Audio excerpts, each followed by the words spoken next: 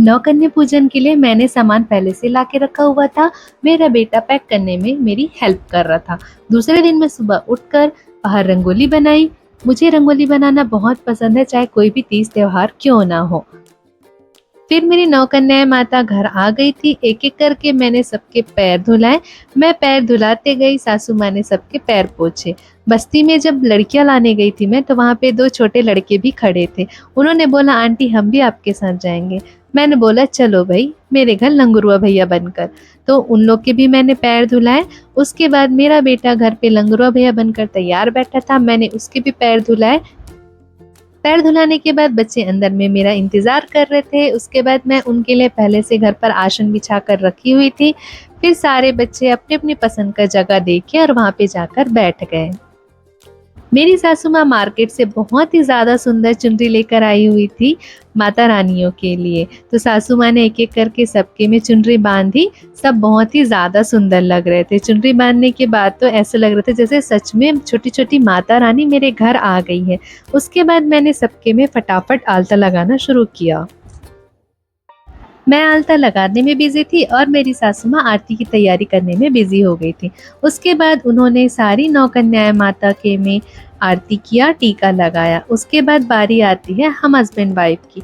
तो हमने भी एक एक करके नौ कन्या माताओं का आरती किया, उनको टीका गुलाल लगाया। ये नौ कन्याएं माता मेरे घर के पास एक बस्ती है, वहीं पर रहती हैं। मैं उनको हर साल लेने जाती हूँ और छोड़ने भी जाती हूँ। ये हमारे घर आकर बहुत ज़्यादा खुश हो जाती है, कहती हैं आंटी अगले साल हमको और लेने आना। नौ कन्या माताओं का आरती करने के बाद बारी आती है लंगूरा भैया लोगों की आरती और टीका की। तो हमने उनकी आरती उतारी और उनको टीका भी लगाया। उसके बाद मेरे हस्बैंड जी सब माता रानियों और लंगूरा भैया को प्रणाम करके ऑफिस के लिए निकल गए। मैं सबको भोजन परोसने में बिजी हो गई थी। सभी ने भरपेट भोजन किया और बहुत ज़्यादा खुश हो गए थे। उसके बाद मेरे बच्चे के साथ खेलने लग गए।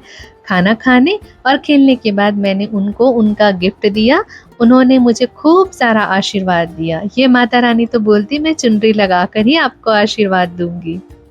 सबके खुश होने के बाद मैं भी खुशी हुई कि चलो सभी ने भरपेट भोजन किया और सब खुश हो गए।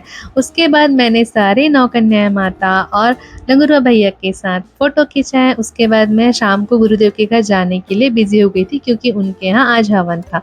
तो मैं माता रानी के पास आ गई थी उनसे मिलने, उनका आशीर्वाद लेने। उसके बाद हम सब ने माता रानी के लिए भजन कीर्तन गाया। भजन कीर्तन के बाद हम सब ने मिलकर माता रानी का हवन किया। हवन करने के बाद माता रानी की आरती हुई। आरती करने के बाद हमने माता रानी का आशीर्वाद लिया और प्रसाद ग्रहण किया। प्रसाद ग्रहण करने के बाद वहाँ पे भंडारे का भी आयोजन किया गया था, जिसमें बहुत ही ज़्यादा स्वादिष्ट खाना बना हुआ था। सबको भोजन परोसने के बाद हमने भी भोजन ग्रहण किया। उसके बाद हम अपने अपने घर आ गए। वीडियो अच्छा लगा हो तो लाइक से सब्सक्राइब करना ना भूले। Bye bye.